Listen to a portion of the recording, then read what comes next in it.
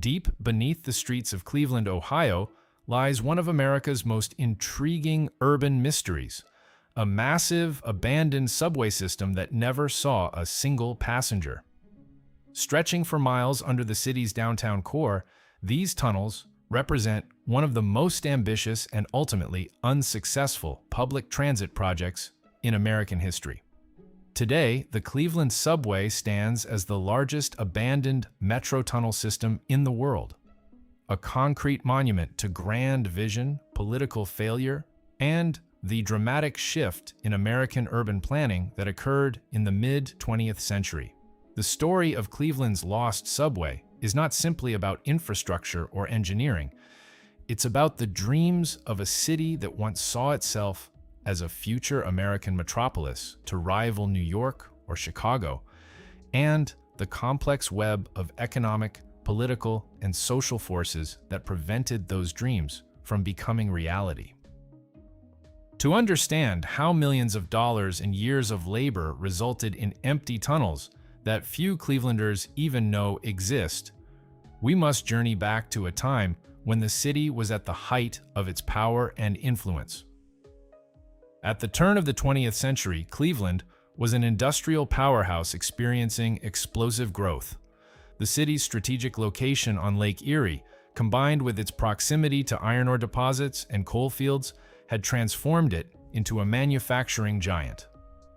By 1920, Cleveland was the fifth largest city in the United States, home to over 796,000 residents.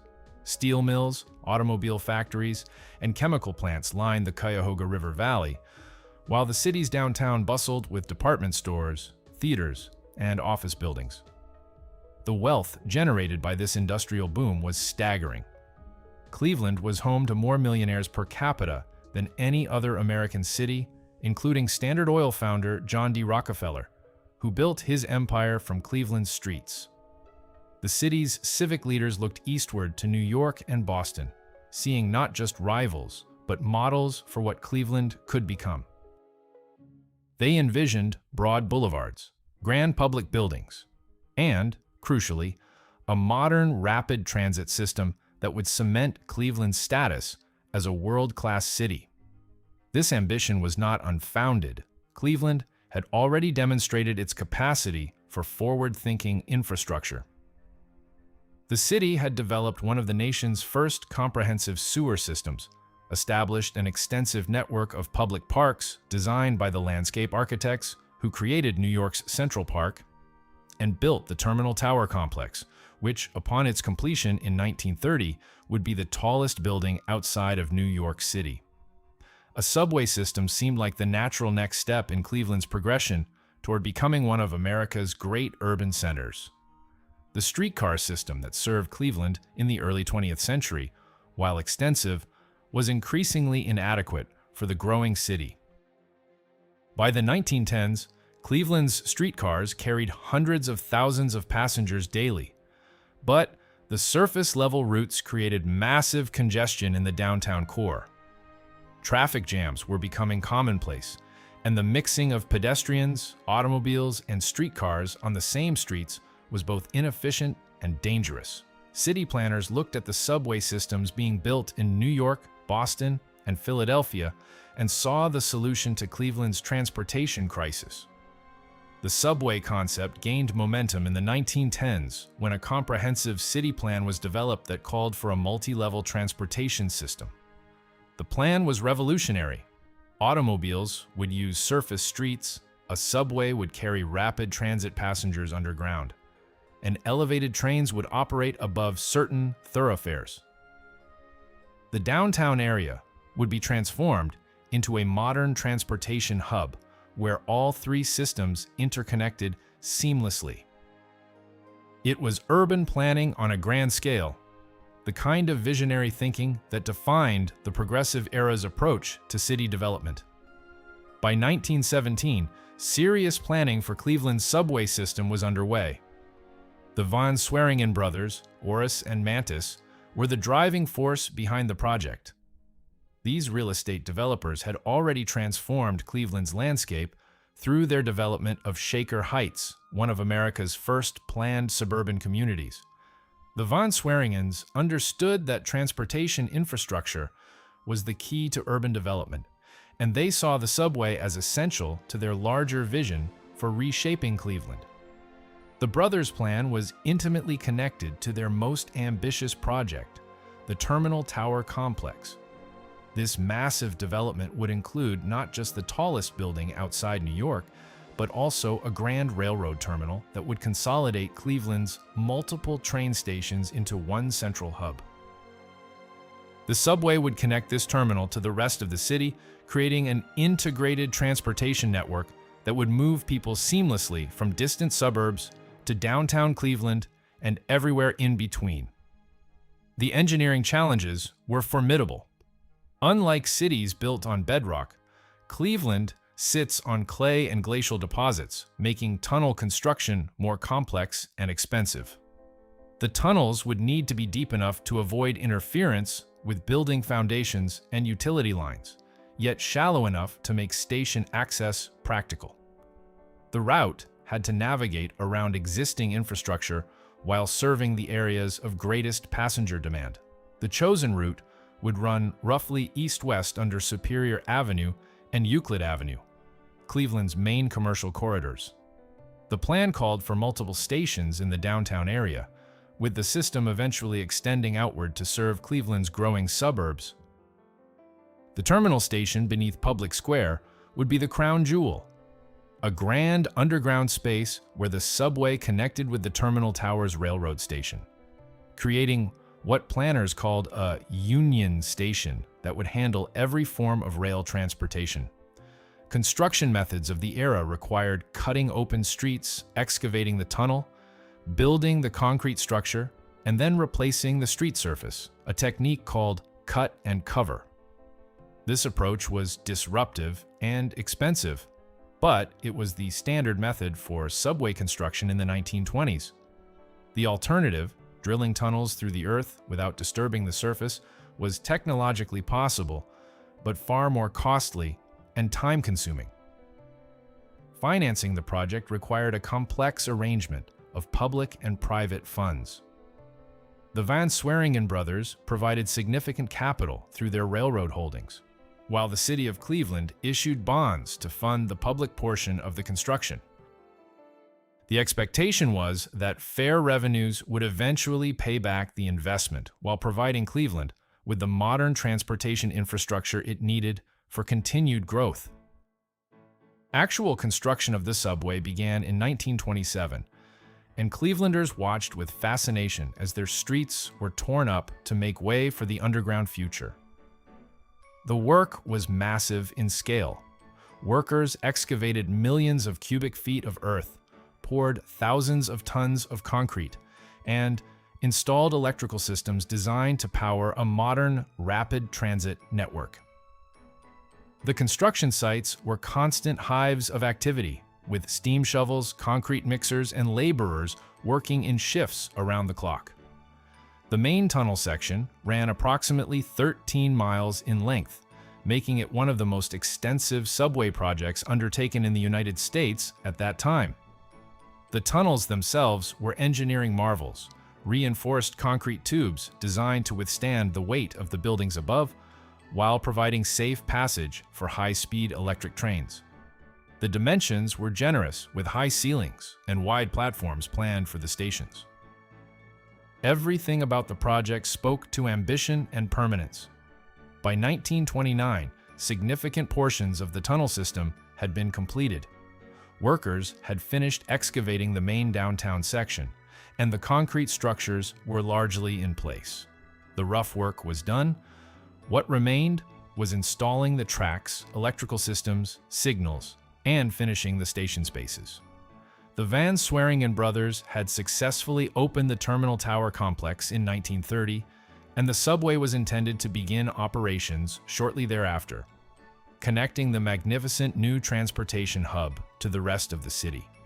Then came the economic catastrophe that would doom the project, the Great Depression. The stock market crash of 1929 devastated Cleveland's economy, The factories that had powered the city's growth began closing or dramatically reducing their workforce. Unemployment soared, and the city government's tax revenues plummeted. Suddenly, the millions of dollars needed to complete the subway system simply weren't available. The Van Sweringen brothers, despite their enormous real estate holdings, were also facing financial ruin. Their railroad empire was built on debt, and the Depression made it impossible to meet their obligations. By 1935, they had lost control of most of their holdings, including the terminal tower and the associated railroad properties. The private capital that was supposed to help finish the subway had evaporated. Cleveland's city government tried to find ways to complete the project. The tunnels were already built. Abandoning them seemed unconscionable. Federal work programs during the New Deal era offered some hope, as President Roosevelt's administration was funding public works projects across the country. However, Cleveland's subway faced a critical problem. It was a partially completed project that would require enormous additional investment before it could generate any revenue. Federal authorities were more interested in funding projects that could be completed quickly and put people to work immediately. Throughout the 1930s and into the 1940s, various proposals were made to complete or repurpose the subway tunnels. Some suggested converting them into a freight transport system, moving goods underground to reduce surface traffic. Others proposed using federal highway funds to turn the tunnels into an underground automobile expressway. Each plan faced the same insurmountable obstacle: the enormous cost of completion in an era when money was scarce and other needs seemed more pressing. World War II briefly raised hopes that the tunnels might finally be put to use. The federal government was interested in using the space for civil defense purposes, storing emergency supplies, and potentially serving as a bomb shelter in case of attack. Some military equipment was indeed stored in the tunnels during the war years, but this was a far cry from the grand transit system that had been envisioned. After the war, Cleveland's economic recovery was strong, but the city's priorities had shifted dramatically. The post-war era was the age of the automobile, and Cleveland, like cities across America, was remaking itself to accommodate car culture. New highways were being planned, suburbs were expanding rapidly, and the idea of a downtown-focused subway system seemed increasingly outdated. Why invest in underground transit when the future clearly belonged to personal automobiles and the freedom of the open road? In the 1950s, the final decision was made. The subway would remain unfinished. The tunnels would be abandoned, sealed off, and largely forgotten. It was a stunning reversal for a city that had once harbored such grand ambitions. The largest abandoned subway system in the world would remain beneath Cleveland's streets as a monument to dreams unrealized. Some portions of the tunnel infrastructure were eventually repurposed. The sections closest to the terminal tower were incorporated into Cleveland's modern rapid transit system, which finally began operations in 1955. But this was a much more modest affair than the original subway plan. The rapid transit line used a mix of surface, elevated, and tunnel sections, and only a small fraction of the original subway tunnels were ever integrated into the operating system. The portions of the tunnel system that remain abandoned are extensive and eerily impressive. Those who have been permitted to explore these spaces, journalists, urban historians, and city officials, describe entering a time capsule from the 1920s. The tunnels are wide and tall, built to accommodate the large electric trains that were standard in that era. The concrete walls still bear the marks of the wooden forms used in their construction nearly a century ago. The temperature in the tunnels remains constant year-round, a cool environment that has preserved the structures remarkably well. In some sections, you can see where station platforms were being built. The concrete work stopped mid-construction, as if the workers had simply walked away one day and never returned. Electrical conduits were installed, but never connected to power. ventilation shafts rise up toward the surface streets above, though many are now sealed or repurposed for other utility systems.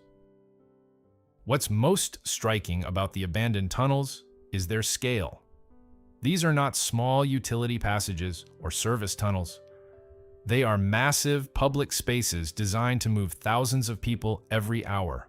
The main tunnel sections are approximately 20 feet wide and 15 feet high, dimensions that reflect the grand vision of their creators. Standing in these empty chambers, it's easy to imagine the bustling subway stations they might have become, filled with commuters rushing to catch trains that would never run. Over the decades, the city has found various uses for small portions of the tunnel system. Some sections store maintenance equipment for the city's current rapid transit system. Others contain utilities, water mains, electrical cables, and fiber optic lines snake through portions of the abandoned subway. In the 1970s, some segments were used to house computer equipment for government agencies, the constant temperature and isolation making them ideal for the sensitive electronics of that era. The tunnels have also attracted the curious and the adventurous. Despite being officially closed to the public, urban explorers have occasionally found ways into the tunnel system, documenting their discoveries with photographs and videos that circulate online. These illicit explorations have revealed the extent of the system and its surprising state of preservation. The city periodically cracks down on these activities, sealing access points and prosecuting trespassers, citing both safety concerns and the need to protect critical infrastructure. For many years, Clevelanders were largely unaware of the extensive tunnel system beneath their feet. Unlike abandoned subway systems in some other cities that became local legends, Cleveland's tunnels were simply forgotten, known primarily to city engineers and infrastructure workers. This began to change in the late 20th century as urban historians and preservation advocates began documenting the tunnels and telling the story of Cleveland's abandoned subway. The failure of Cleveland's subway offers important lessons about urban planning, infrastructure investment, and the unpredictable nature of city development. The project failed not because of engineering inadequacy or lack of vision, but because of a perfect storm of economic disaster, political change, and shifting transportation paradigms. Timing was perhaps the most critical factor. Had construction begun 5 years earlier, the subway might have been completed before the Great Depression struck. Had it been delayed by a decade, it might never have been started at all, as the automobile age would have already made such projects seem obsolete. Instead, Cleveland found itself with a partially completed system at exactly the moment when completing it became economically impossible and philosophically questionable. The reliance on mixed public-private funding also proved problematic. When the Van Sweringen brothers' financial empire collapsed, a significant portion of the expected capital disappeared with it. This left the city holding a partially completed project that it couldn't afford to finish alone. Modern infrastructure projects have learned from such failures, typically establishing more secure funding mechanisms before breaking ground on major construction. The shift in American urban planning philosophy that occurred in the mid-20th century was another nail in the subway's coffin. The pre-Depression era planning that gave birth to the subway project assumed continued urban density, centralized employment, and the primacy of mass transit. Post-war planning embraced suburban sprawl, decentralized development, and automobile-oriented infrastructure. The subway was designed for a city that was already beginning to disappear by the time the tunnels were completed. Cleveland's population peaked in 1950 at just over 914,000 residents, then began a long decline as suburbanization accelerated. The downtown-focused subway system made less sense as employment and population dispersed across a wider metropolitan area. The rapid transit system that eventually was built in the 1950s and 1960s took a very different form. running primarily above ground and serving suburban communities, rather than creating a dense downtown network. Economic factors also played a role in both the construction and abandonment of the tunnels. The initial investment was justified by the expectation of enormous future growth and density. Projections that seemed reasonable in the prosperous 1920s but proved wildly optimistic in the context of Depression-era collapse and post-war suburbanization. The cost of completing the system was always weighed against other municipal needs, and year after year, other priorities won out. Today, Cleveland's abandoned subway tunnels represent both a historical curiosity and a potential resource. Urban planners and transportation advocates occasionally revisit the idea of utilizing the existing tunnel infrastructure for modern transit purposes. The tunnels are still there, still structurally sound, and still offering the possibility of underground rapid transit if the political will and financial resources could be found. Several proposals have emerged over the years. In the 1990s, some suggested using the tunnels as part of an expanded light rail system that would better connect Cleveland's downtown to surrounding neighborhoods and suburbs. Others have proposed converting the tunnels into an underground pedestrian concourse, similar to systems in Montreal or Toronto that allow people to navigate downtown without facing harsh winter weather. Each proposal faces the same challenge that has always plagued the tunnels: the enormous cost of completion versus uncertain benefits. The current Cleveland Rapid Transit System, operated by the Greater Cleveland Regional Transit Authority, does utilize some of the original subway infrastructure.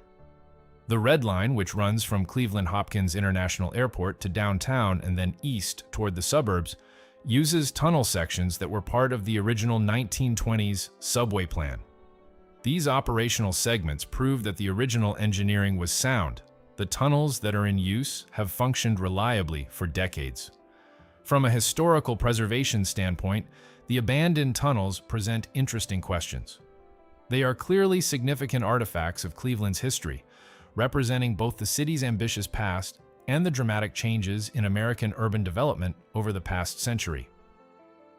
However, they are largely inaccessible to the public and exist primarily as infrastructure rather than as museum pieces.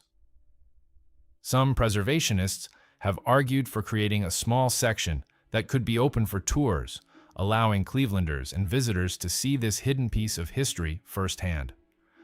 The tunnels also serve as a reminder of infrastructure's permanence. Unlike buildings or surface structures that can be demolished and replaced, major underground construction tends to remain indefinitely. The tunnels built nearly a century ago will likely exist for centuries more, waiting beneath Cleveland's streets regardless of whether they ever fulfill their original purpose or find new uses in some future era. In recent years, there has been renewed interest in urban rail transit across the United States as cities grapple with traffic congestion, environmental concerns, and the limitations of automobile-dependent development. In this context, Cleveland's abandoned tunnels take on new significance. They represent a ready-made foundation for expanded transit that would cost hundreds of millions of dollars to replicate today. Whether this potential will ever be realized remains an open question, dependent on future political decisions, economic conditions, and transportation priorities. The story of Cleveland's lost subway resonates beyond the city itself.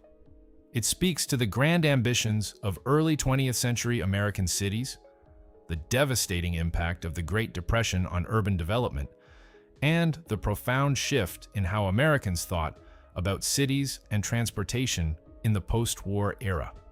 The tunnels are a physical manifestation of dreams deferred, plans interrupted, and futures reimagined.